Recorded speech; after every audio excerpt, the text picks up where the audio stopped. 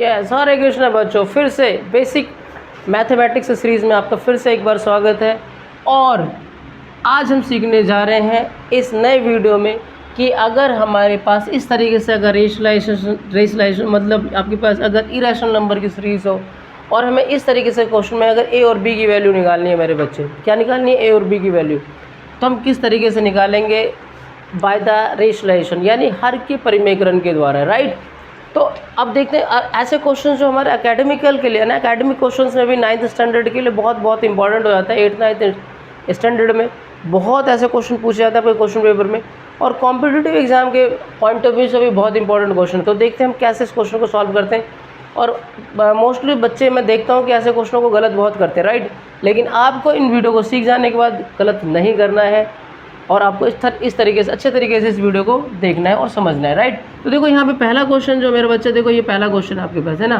तो मैंने क्या किया, देखो जब हमें ऐसा करके क्वेश्चन मिल जाता है तो हमें करना क्या होता है, आप ए और बी की वैल्यू निकालनी है मेरे बच्चे, है ना। तो आप लेफ्ट हैंड साइड लिख लो, लेफ्ट हैंड साइड लिख के तो सॉल्व करना शुरू करते हैं। बाद में इसे कंपेयर करके ए और बी की वैल्यू निकालेंगे। तो आपके पास 2 प्लस में √3 और 2 माइनस में √3 है। तो यहाँ आप लिखोगे बाय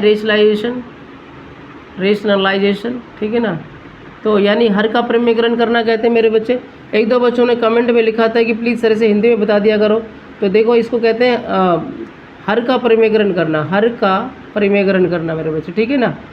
तो हर का परिमेयकरण होता क्या है, ये रेशनलाइजेशन होता है क्या मेरे बच्चे। तो अगर हम इसी चीज़ को क्या करना होता है, इसी चीज़ को जैसे ये माइनस में 2√3 है, तो अगर ये माइनस में है तो सेम यही चीज़ जो डिनोमीटर में है इसको ऊपर भी इसकी मल्टीप्लाई कर दो। लेकिन क्या करना है, अगर ये माइनस है तो प्लस लिखकर आपको मल्टीप्लाई करना है मेरे बच्चे, प्लस लिखकर आपको मल्टीप्लाई करना है। इस बात का आपको ध्यान रखना है। यहाँ पे अगर माइनस है तो प्लस लिखकर, अगर ये प्लस होता तो माइनस लिखकर, और सेम ये इसी चीज़ से ऊपर और नीचे क्या करते हैं, मल्टीप्लाई कर देते हैं, यानी डिनोमीटर और नंबरेटर की मल्टीप्लाई करते हैं, राइट। तो आप ये देख रहे हो ये दोनों टर्म सेम बन गया। तो आपके पास 2 प्लस में √3 का होल स्क्वायर बन गया मेरे बच्चे। और यहाँ अगर आप देखो तो a माइनस बी और a प्लस बी है, तो a minus B a plus B बन गया था, a का स्क्वायर माइनस b का स्क्वायर बन जाता है। तो मैं 2 का स्क्वायर माइनस में √3 का स्क्वायर लिखूंगा यहाँ पर इस तरीके से, राइट। तो देख समझ रहे हो, a minus B a plus B तो गिव्स a का स्क्वायर माइनस b का स्क्वायर, राइट।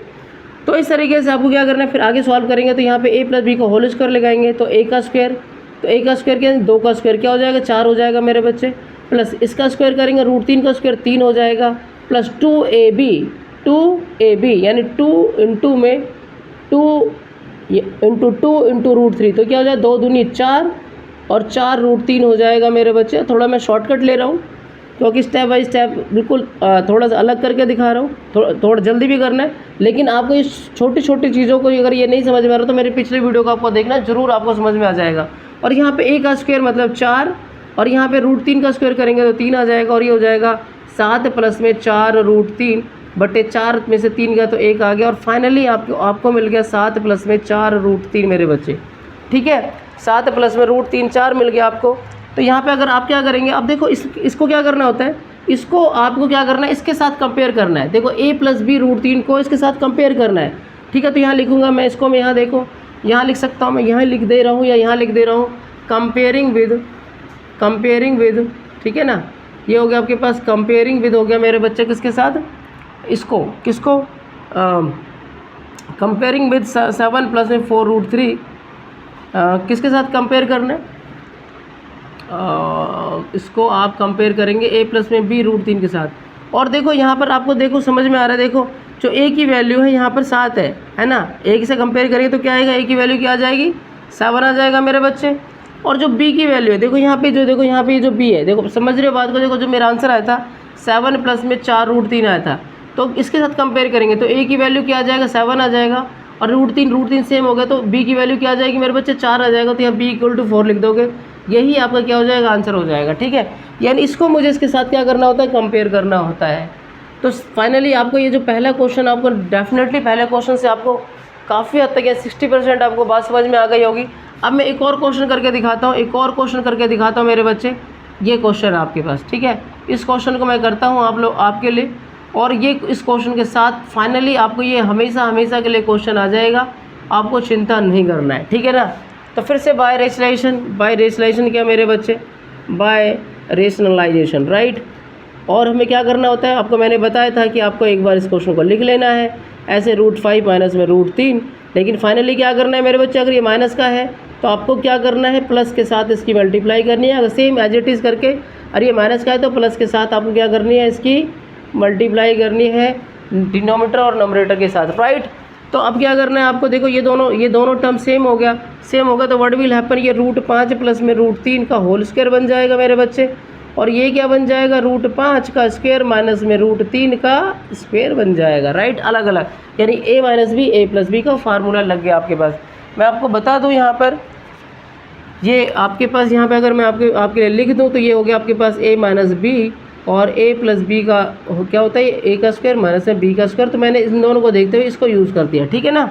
हम आगे बढ़ते हैं, आगे मैं सॉल्व करता हूँ। तो देखो a का स्क्वायर प्लस में b का स्क्वायर प्लस 2ab लगाएंगे तो a का स्क्वायर क्या, तो मेरे बच्चे यहाँ पर मैं यहाँ कर रहा हूँ, a का स्क्वायर करेंगे तो ये 5 हो जाएगा, और अगर मैं इसका स्क्वायर करूँगा तो ये 3 हो जाएगा, और जब मैं 2ab करूँगा तो ये हो जाएगा आपके पास 2 गुना में √5 गुना में √3, तो ये हो जाएगा 2√15, ठीक है मेरा बच्चा, 2√15 हो जाएगा, ठीक है, ध्यान से।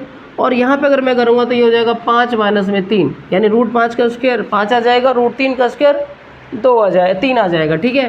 तो यहाँ पे 5 और 3 क्या हो गया, 8 हो गया मेरे बच्चे, और यहाँ पे √15, और यहाँ देखा जाए तो 5 में से 3 का तो 2 आ गया, और ऊपर देखो यहाँ पे देखो ये 4 के 2, ये यहाँ पे हम कॉमन ले सकते हैं क्योंकि 2 के टेबल में 8 भी आता है, 2 के टेबल में 2 भी आता है, तो 2 कॉमन ले लोगे आप तो यहाँ बच जाएगा 4, और यहाँ से 2 बाहर आ चुका है तो यहाँ बन जाएगा √15, और देखा जाए तो ये बटा 2, तो 2 से 2 कट गया, तो आपका फाइनल आंसर आ गया √15।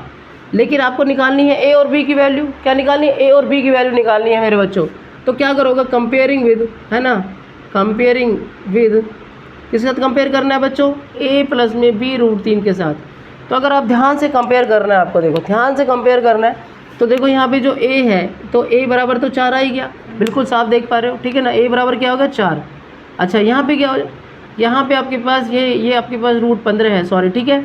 तो अगर a के साथ कंपेयर करोगे तो ये 4 आ जाएगा मेरे बच्चे, और अगर यहाँ पे b की बात करोगे, b की बात, ठीक है ना, तो b की अगर हम बात करें इसके साथ कंपेयर करेंगे यहाँ पे, तो देखो यहाँ पर √15 से √15 तो मिल रहा है, और यहाँ b के साथ चेक करेंगे तो यहाँ कुछ नहीं होता, यहाँ पे मेरे बच्चे रूट के 15 से पहले क्या होता है, 1 होता है, तो b की वैल्यू क्या हो जाएगी आपके पास, 1 हो जाएगी, यहाँ पर 1 आप इसे लिख देंगे, ठीक है मेरा बच्चा।